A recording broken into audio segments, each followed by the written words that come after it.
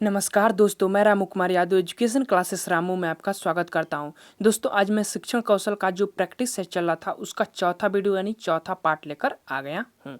तो आज हम जो 43 प्रश्नों तक मैंने पिछली वीडियो में कर चुके थे, आज हमारा 44वां प्रश्न से स्टार्ट है। तो अगर आप प्राइमरी सुपर टेट की तैयारी करते हैं तो इस वीडियो को जरूर देखें। वीडियो पसंद आए तो चैनल को लाइक करें, शेयर करें, सब्सक्राइब करें। और दोस्तों, एक चीज़ ध्यान रखिएगा, मैंने पिछली जितने भी शिक्षण कौशल के अंतर्गत एक पार्ट आता है वर्तमान भारतीय समाज एवं प्रारंभिक शिक्षा, उसके अंतर्गत जितने टॉपिक आने वाले थे जैसे कि कोठारी आयोग, हंटर आयोग, यशपाल समिति, वुड का घोषणा पत्र, मतलब जितने भी टॉपिक आने वाले थे उनकी वीडियो मैं बना चुका हूं और उन वीडियो को अपलोड भी कर चुका हूं। तो उस प्लेइंग लिस्ट भी बनाया हूँ, वहाँ से जाकर उस वीडियो को देख सकते हैं, या इस वीडियो के डिस्क्रिप्शन में लिंक भी दिया हूँ, वहाँ से जाकर उस वीडियो को जरूर देखें क्योंकि वहाँ से प्रश्न ज़्यादा बनने के चांस रहते हैं। तो चलिए दोस्त, अब हम चलते हैं अपने प्रश्नों पर। 44वें प्रश्न की अगर हम बात करें तो 44वां प्रश्न कर रहा है कि पी मोस्ट का पूर्ण रूप क्या है। पी मोस्ट का पूर्ण रूप क्या है, ये प्रश्न पूछ रहा है। ऑप्शन आप लोगों के सामने है। तो इसका पी मोस्ट का पूर्ण फुल फॉर्म होता है कि program for mass orientation of primary teacher. Option number A सही हो जाएगा इसका। इसकी अगर हम शुरुआत की बात करें तो 1993 या 94 के आसपास इसकी शुरुआत किया गया था और इसमें लक्ष्य रखा गया था कि 4.5 लाख अध्यापकों को प्रशिक्षण प्रदान करना है। ठीक, तो पी मोस्ट से इतना सबसे इम्पोर्टेंट पॉइंट है, इसको ध्यान रखिएगा।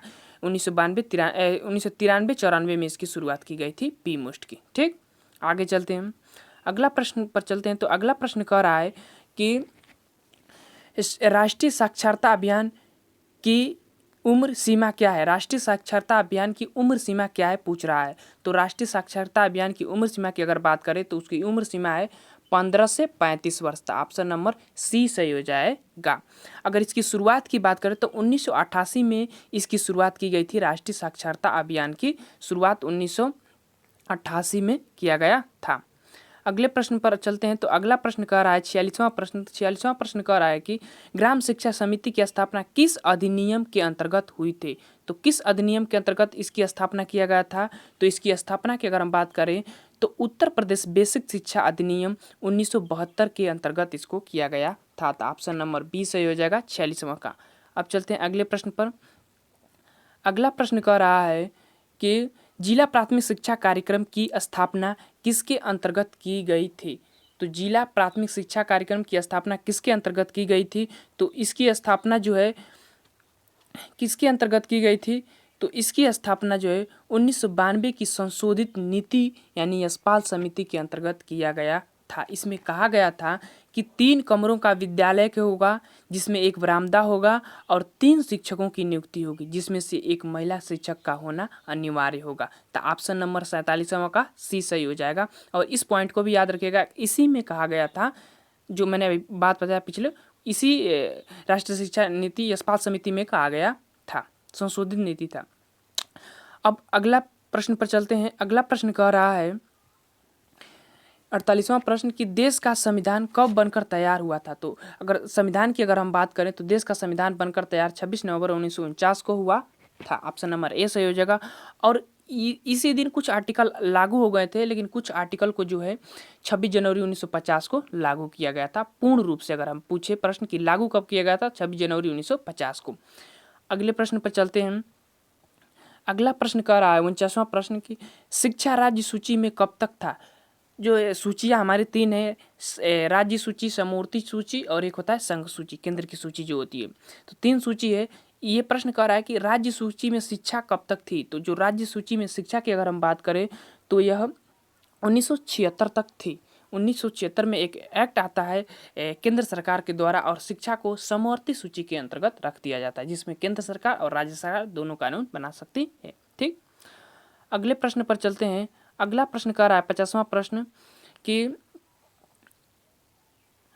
अल्पसंख्यकों को शैक्षिक संस्थाएं खोलने का अधिकार किस आर्टिकल या अनुच्छेद द्वारा दिया गया है। तो किस आर्टिकल के द्वारा दिया गया है। तो आर्टिकल 30 के तहत दिया गया है। ऑप्शन नंबर ए सही हो जाएगा। 50 का ए वाला विकल्प सही हो जाएगा। अब चलते हैं अगले प्रश्न पर। अगला प्रश्न 51वां प्रश्न है। 51वां प्रश्न कह रहा है कि परम शून्य की अवधारणा मापन के लिए परम शून्य की अवधारणा मापन के किस स्तर पर पाई जाती है? तो ये बहुत महत्वपूर्ण प्रश्न है।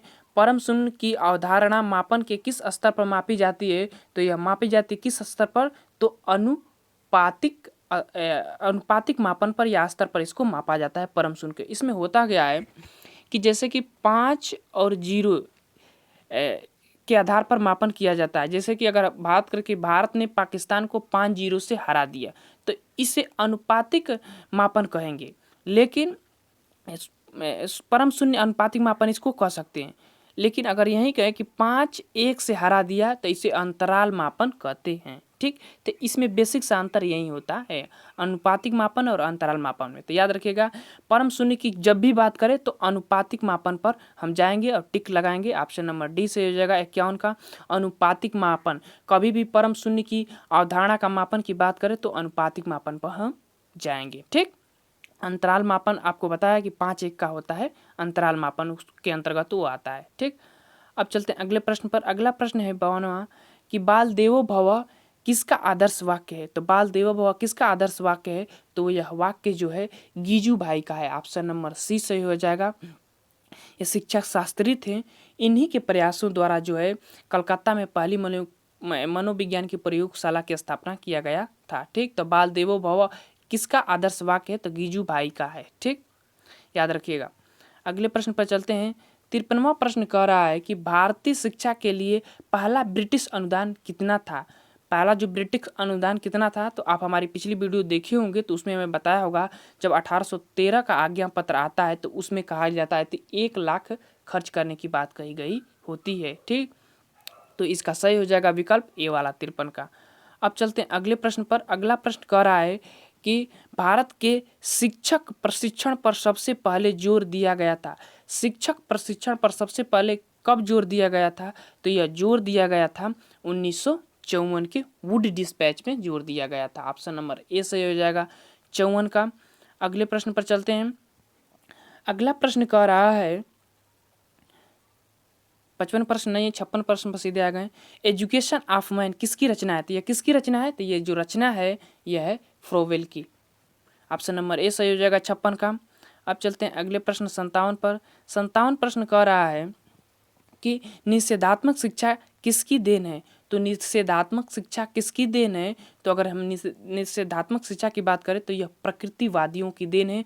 प्रकृतिवादी के अंतर्गत कौन आते हैं? तो रूसो। तो यह रूसो की देन अगर हम कह सकते हैं अपने तरफ से तो ये कह सकते हैं। ऑप्शन नंबर डी से हो जाएगा प्रकृतिवादियों के द्वारा ये निषेधात्मक शिक्षा दी है।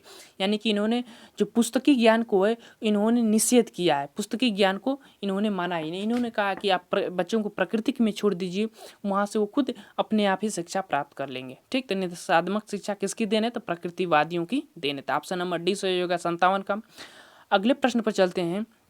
अगला प्रश्न कह रहा है कि पाणिनि ने मौखिक पठन के कितने दोष बताए हैं?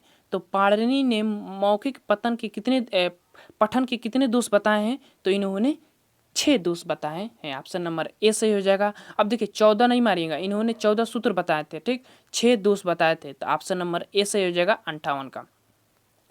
अब चलते हैं अगले प्रश्न। अगला प्रश्न कह रहा है 59 प्रश्न है कि सिंहावलोकन कैसा पठन है? तो सिंहावलोकन कैसा पठन है इसको आप बताइए। तो देखिए सिंहावलोकन का मतलब ये हुआ कि जैसे पक्षियों की तरह उड़ते उड़ते देखकर किसी ध्यान को पढ़ना या देखना। तो अगर हम बात करें तो इसमें जो है सरसरी निगाह से पढ़ना, ये वाला ऑप्शन सही हो जाएगा, पहला वाला। देखिए अगर कोई भी बच्चा अगर ट्रेन से सफ़र कर रहा है और उसको सामने कोई कोचिंग इंस्टीट्यूट ही दिख रही है तो उसका जो पोस्टर लगा है वह उसको सरसरी निगाह से पढ़ेगा।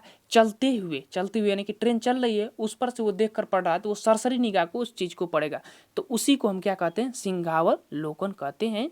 ठीक, अब चलते हैं अगले प्रश्न और इस वीडियो का लास्ट प्रश्न है। 60वां प्रश्न है कि ब्रेन लिपि का जन्म कहाँ हुआ था? तो ब्रेन लिपि का जो जन्म की अगर हम बात करते हैं इसका जन्म फ्रांस में हुआ था। इसके जन्मदाता की अगर हम बात करें तो लुइस ब्रेन जो है इसके जन्मदाता हैं और इसका शुरुआत जो है 1903 में फ्रांस में किया गया था। वर्तमान में यह 6 बिंदुओं पर आधारित है। जो ब्रेन लिपि जो है 6 बिंदुओं पर आधारित है। ये प्रश्न बना हुआ है, सीटेट में प्रश्न बना हुआ है। तो 6 बिंदुओं पर आधारित है और ये अंधे बालकों के लिए बनाई गई लिपि है ब्रेन लिपि। इसमें क्या होगा कि कागज़ के जो पन्ने होते हैं उसमें कुछ जैसे कि लिखा होता है वो उभरे हुए होते हैं, तो उभरे हुए आकार के होते हैं और जो बच्चे हैं उसको अपने हाथ से छू कर उसको पढ़ते हैं, तो उसी को ब्रेन लिपि कहते हैं। ठीक, तो ये थे हमारे 60 प्रश्न शिक्षण कौशल के अंतर्गत। अगर आप ये हमारा प्रयास आपको अच्छा लग रहा होगा तो आप हमारे वीडियो को लाइक करें, शेयर करें, सब्सक्राइब करें। तो चलिए दोस्त, हम वीडियो को समाप्त करते हैं। Thank you for watching this video.